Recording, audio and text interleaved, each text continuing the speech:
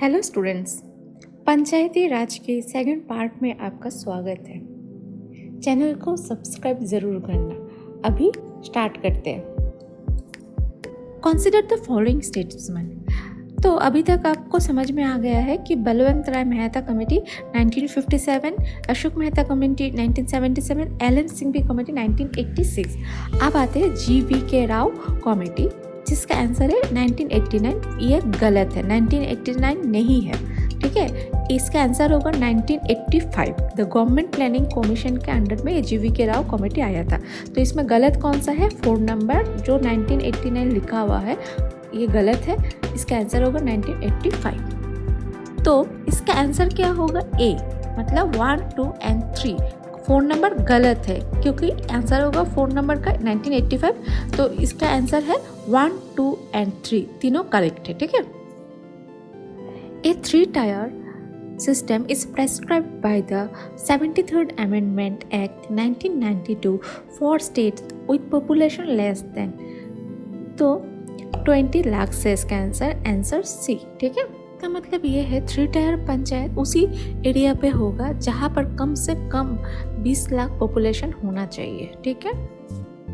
In 1986, the Rajiv Gandhi government appointed a committee on revitalization of Panchayati Raj institution for democracy and development under the chairmanship of, तो कौन सा है answer? LN. Singhvi. इससे आता है कि एल.एन. सिंघवी कमेटी जब आया था तो मिनिस्टर में कौन थे? तो राजीव गांधी थे, ठीक है।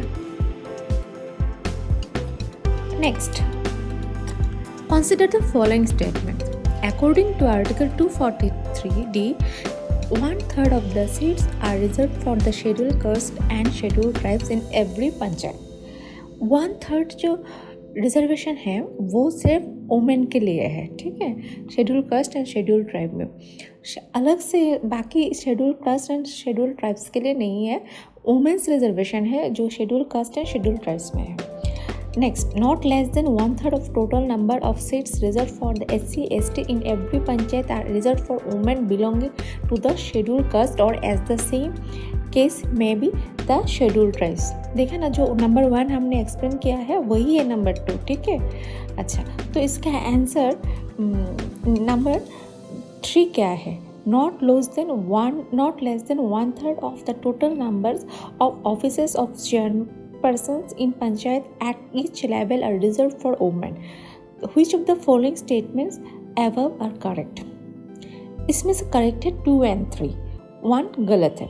क्यों गलत है? उन्होंने कहा कि schedule caste and schedule tribes in every panchayat, और हमने क्या कहा कि schedule caste and schedule tribes नहीं, schedule womens in schedule caste and schedule tribe, ठीक है। वो वुमेन रिजर्वेशन है जो schedule caste and schedule tribes में आएगा, ठीक है। तो ये 1 नंबर गलत है। इसका आंसर होगा B, 2 and 3। Which of the following is not correct? Part 9 of the Constitution of India pertaining to the panchayats provided for setting up of a finance commission, ठीक है। पार्ट 9 में पंचायत है और उसका आर्टिकल 243 से 243O तक है। इसमें 243I में फाइनेंस कमीशन डिस्कस किया गया है, ठीक है। नेक्स्ट है part 9 of the Constitution of India pertaining to the panchayat provided for visiting all elections to the panchayat in a state election commission। 243K में इलेक्शन के बारे में डिस्कस किया गया है, ठीक है। नंबर सी है part 9 of the constitution of India pertaining to the panchayats provided for reservation of post of chairperson at the village level or any other level for the scheduled caste, scheduled tribes and women, ठीक है। 243D में reservation के बारे में discuss किया गया है, ठीक है। अब आप लोग सोच रहे होंगे कि पहले वाला क्वेश्चन में मैंने बोला था कि रिजर्वेशन नहीं है SC ST के लिए अलग से, ये वुमेन रिजर्वेशन है। तो याद रखना ये चेयरपर्सन के लिए है, ठीक है। लिखा हुआ है क्वेश्चन पे, देखो चेयरपर्सन, ठीक है, इसके लिए रिजर्वेशन है। Number D, organisation of village panchayat is not included in the directive principle of state policy. Under DPSP article 40 में ऑर्गेनाइजेशन ऑफ पंचायत ये है इंक्लूड है, ठीक है। तो आर्टिकल 40 आर्टिकल 40 में ये इंक्लूड है पंचायती राज में डीपीएसपी, ठीक है। तो इसलिए ये जो नॉट लिखा हुआ है इसलिए ये पॉइंट गलत है। तो गलत कौन सा क्वेश्चन है इसमें? डी, क्योंकि इसमें लिखा हुआ है डीपीएसपी इंक्लूड नहीं है। एक्चुअली ये आर्टिकल 40 के द्वारा ये इंक्लूड है, इसलिए ऑप्शन डी गलत है। डेमोक्रेटिक डिसेंट्रलाइजेशन, ठीक है, ये बलवंत राय मेहता कमेटी मतलब BR मेहता कमेटी होगा। नगर पंचायत 74th अमेंडमेंट होगा।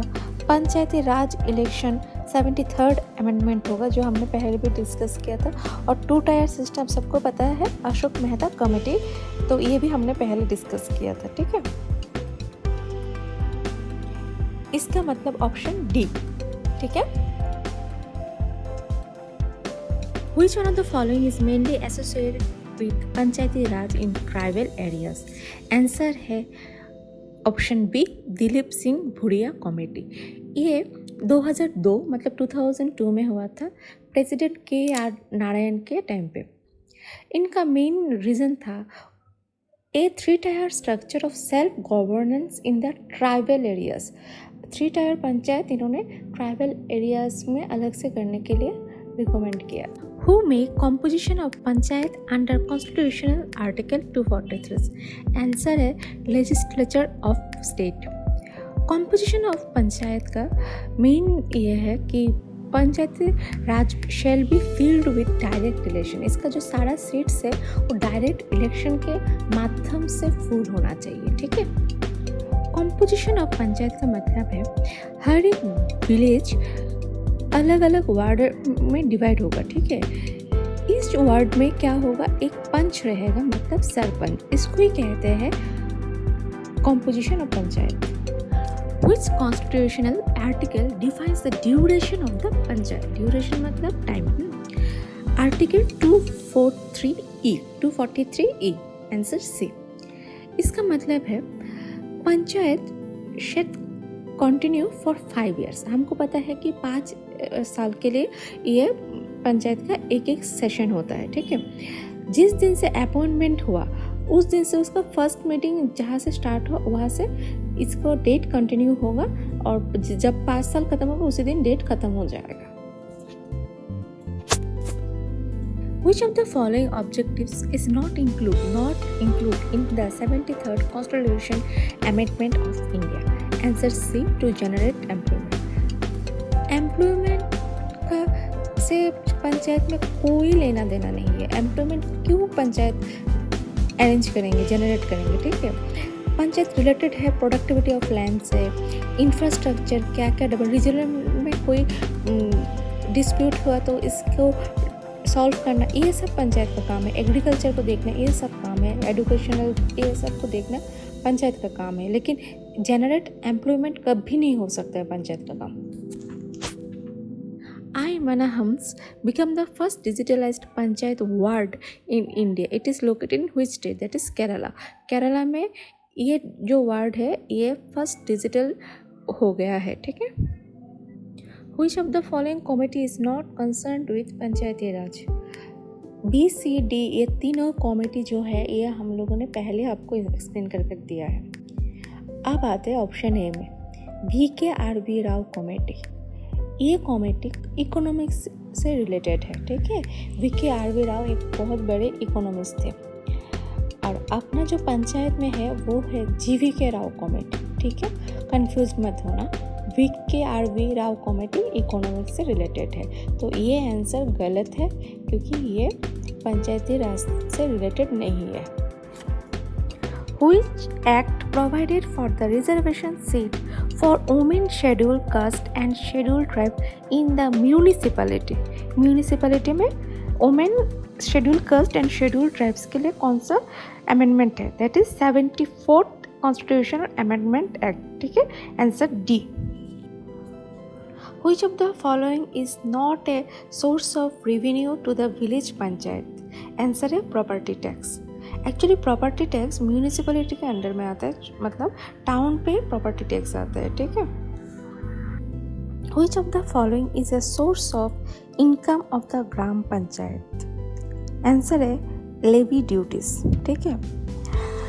अच्छा, लेवी ड्यूटीज एक अलग है। इसका है कि जो सामान होते हैं, जैसे कि हर एक चीज़ के लिए जैसे वैट आता है, वैट चढ़ जाता है, ऐसे ही लेवी ड्यूटीज है। हाँ, मतलब specifically on the value of goods and services such as VAT. Okay, which of the following articles of the Constitution of India makes a specific mention of village panchayat? Answer है article 40। इसका मतलब है कि Indian state कोई भी अगर चाहे कि अपने स्टेट में पंचायती राज स्टार्ट करना, तो इसके लिए वो स्टेप ले सकते हैं, और ये DPSP में मेंशन किया गया है। Who among the following is not a member of the panchayat समिति? आंसर है D, all of the above। इनमें से कोई भी पंचायत समिति मतलब ब्लॉक का मेंबर नहीं हो सकता है। Which of the following is the first state in India to fix minimum qualification to participate in panchayat election? Answer है राजस्थान। ये पंचायती राज अमेंडमेंट बिल 2015 में इन्होंने मिनिमम एक जो एजुकेशन क्वालिफिकेशन के लिए फिक्स किया था। Recommends to the governor the principles which should govern the distribution between the state and the panchayats of the net proceed to the taxes, tolls and fees liable by the state which may be divided between them। इसका मतलब है कि जो state and panchayat में अलग अलग से divide होगा, ये कौन देखता है? ये गवर्नर देखते हैं, ठीक है। बट क्वेश्चन इधर है कि गवर्नर को कौन बोलते हैं कि रिकमेंड करते हैं ये करना है, तो वो है स्टेट फाइनेंस कमीशन। तो answer D, state finance commission. The 11th schedule of the constitution relating to the panchayat contains कितने आइटम्स? दैट इज 29 आइटम्स, ठीक है, ऑप्शन डी। 29 आइटम्स का मतलब ये है जैसे कि एग्रीकल्चर हो गया, land improvement, animal husbandry, minor irrigation, water shade development, khadi, village, rural housing, fuel product, ये ऐसा बहुत सारा मतलब 29 आइटम्स है। अच्छा, अभी आपको क्वेश्चन आ सकता है, अगर ये क्वेश्चन आया कि म्यूनिसिपैलिटी में कितना है आइटम्स, तो ये आंसर होगा 18 आइटम्स। और म्यूनिसिपैलिटी कौन से शेड्यूल में आते हैं? 12 शेड्यूल। तो ये क्वेश्चन भी आप लोग नोट कर लेना। As per Article 243H of 73rd Constitution Amendment Act, the Legislature of State may be law provided for making grants in aid or to the panchayats from, that is, consolidated fund of the state। अब इसका answer है answer same. अच्छा, आप लोगों को समझ में नहीं आएगा कि कंसोलिडेटेड फंड क्या है और कॉन्टिजेंसी फंड क्या है। कॉन्टिजेंसी फंड वो होता है जो इमरजेंसी काम के लिए गवर्नमेंट यूज़ करते हैं, जैसे कि कहीं पर फ्लड हो गया, ऐसा। हाँ, ठीक है। और कंसोलिडेटेड फंड मतलब है जहाँ से सबका सैलरी आता है, प्राइम मिनिस्टर से लेकर प्रेसिडेंट से लेकर सबका सैलरी जहाँ से आता है उसको कहते हैं consolidated fund. One of the following about article 243G is correct? Answer है B, panchayat should be enabled by law to function as institutions of self government। 243G में laws and order पंचायत का एक्सप्लेन किया हुआ है। चलिए, अभी तक इतना ही। ऑलरेडी हम लोगों ने 2 वीडियो ये लेकर कर चुके हैं पोस्ट। तो ये कुछ एग्जाम्स है जिसमें ये सब क्वेश्चंस आया है। हम लोग आगे और भी डेप्थ में क्वेश्चन कराएंगे पंचायत से कुछ दिन के बाद, ठीक है। कमेटी के बारे में, सब कुछ के बारे में हम लोग ज़रूर बताएंगे। और वीडियो अगर अच्छा लगे तो ज़रूर एक लाइक और सब्सक्राइब करना, और सामने और वीडियो के लिए ज़रूर देखते रहना।